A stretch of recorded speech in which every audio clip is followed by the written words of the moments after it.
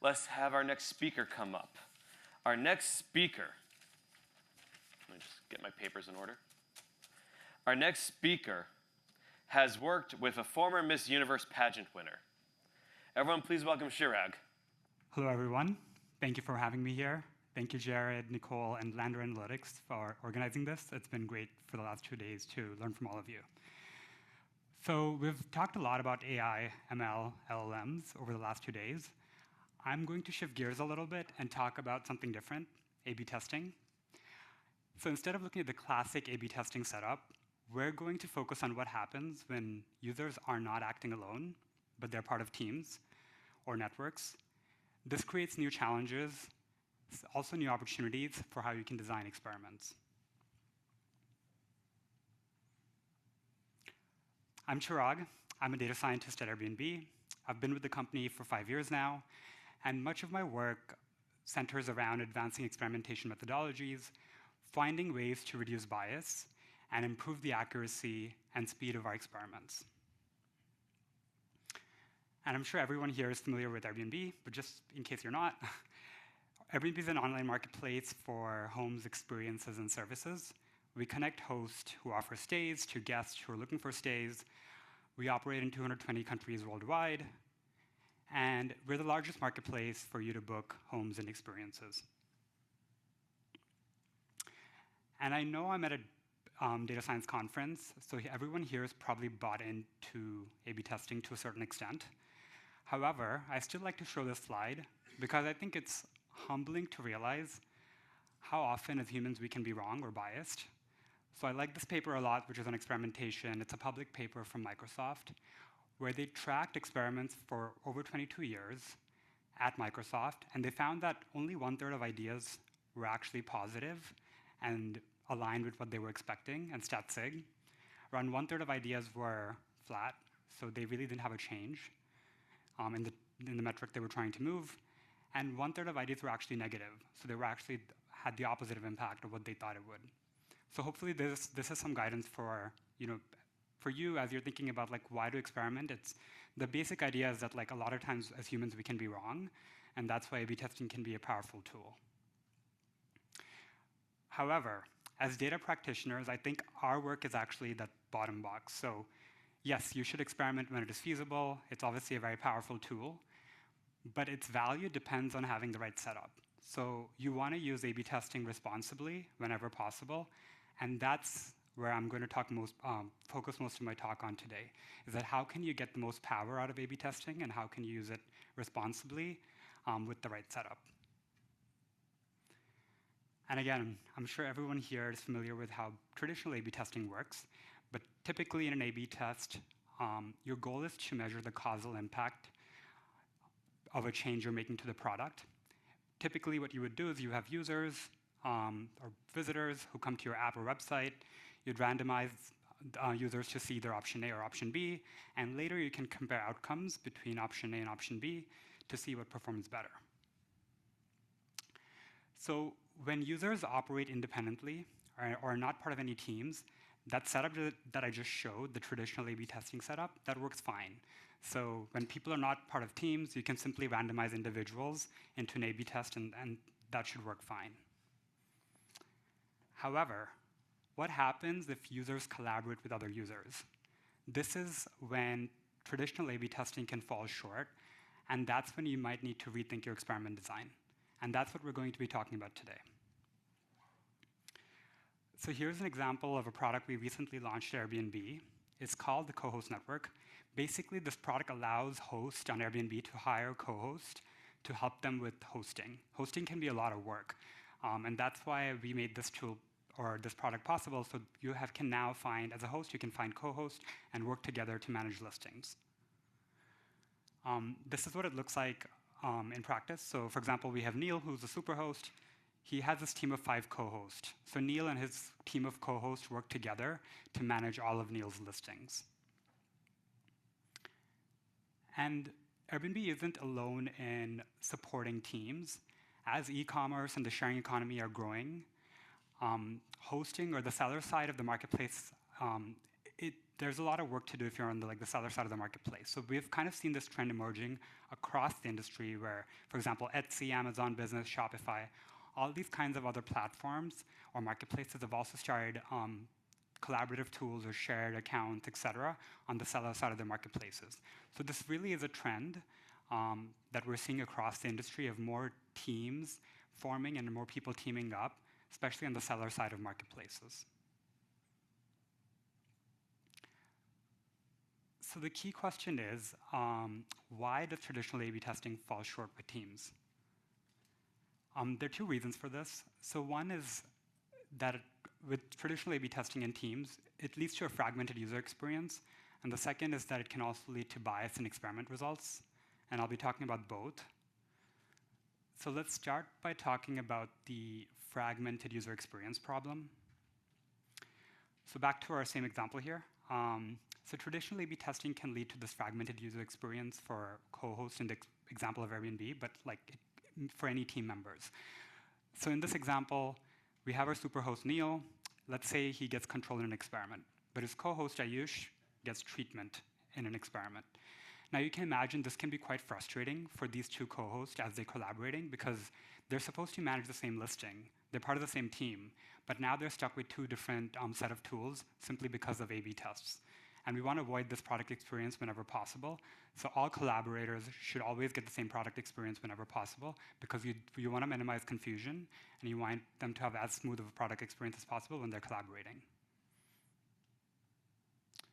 Now let's talk about bias in experiment results. So one of the core assumptions in experimentation is this thing called Sutva. Sutva basically states that treatment received by one unit does not affect outcomes for other units. This is a very fancy way of saying that you don't want interference between treatment and control.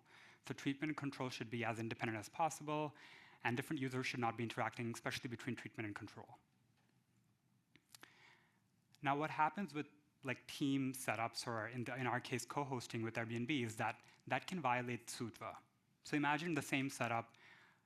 If Neil is in control, his co-host is in treatment. As Neil and Ayush collaborate, it's likely that information passes from one treatment arm to the other, or you can get some behavior leakage from one treatment arm to other.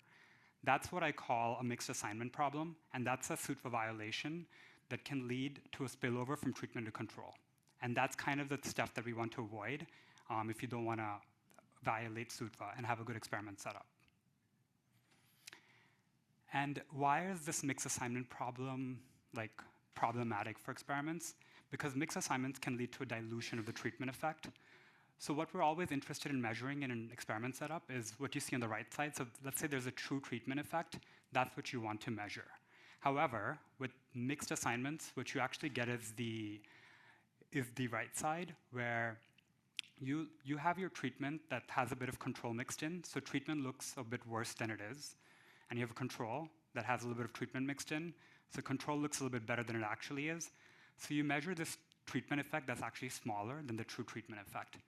And that's what I mean by bias in experiment results, is that when you're testing on teams and you're using the traditional A/B testing methods, this mixed assignment problem can actually lead to this bias, where what you're measuring is actually smaller than the true thing that you want to measure. And you're probably thinking, so why do I care about this reduction in effect size? This matters because you don't want to be in the situation where you're running long experiments, but you're not really learning anything from them. Experiments are expensive. They take time to run, and you want to maximize chances to learn whatever you want in an experiment. So avoiding bias, basically in this case, is going to lead to fewer false negatives and more statistical power. So in our case at Airbnb, this really matters because we do a ton of host experiments all the time, and we want to make sure that all of those host experiments have the right setup, and we have the best power and the lowest likelihood of false negatives for all our experiments.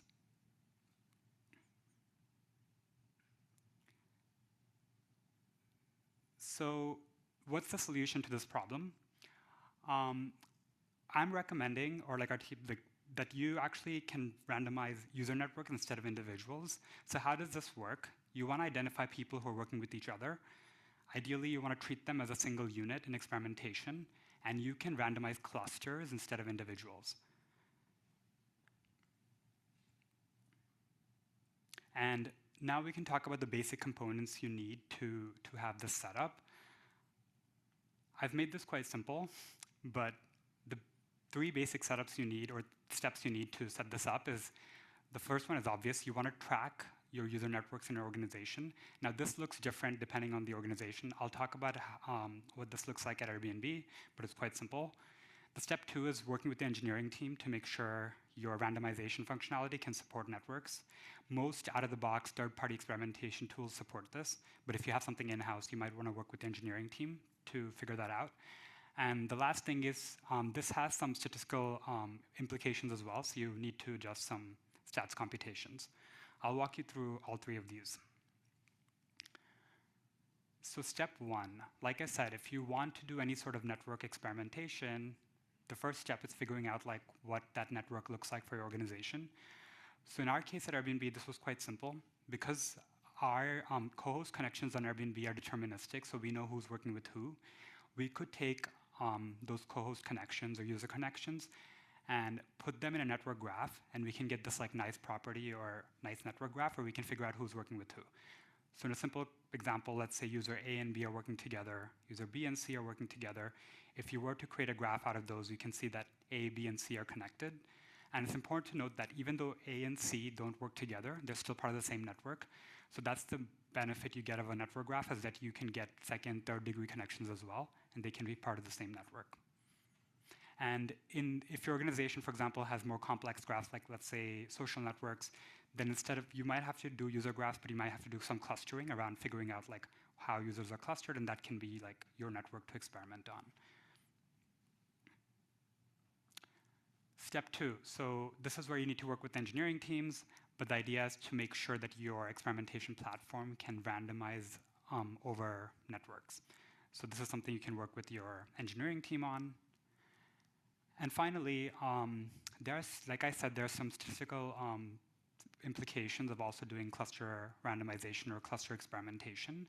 So when we're randomizing individuals in A/B tests, we can simply assume that there's no intra-cluster correlation.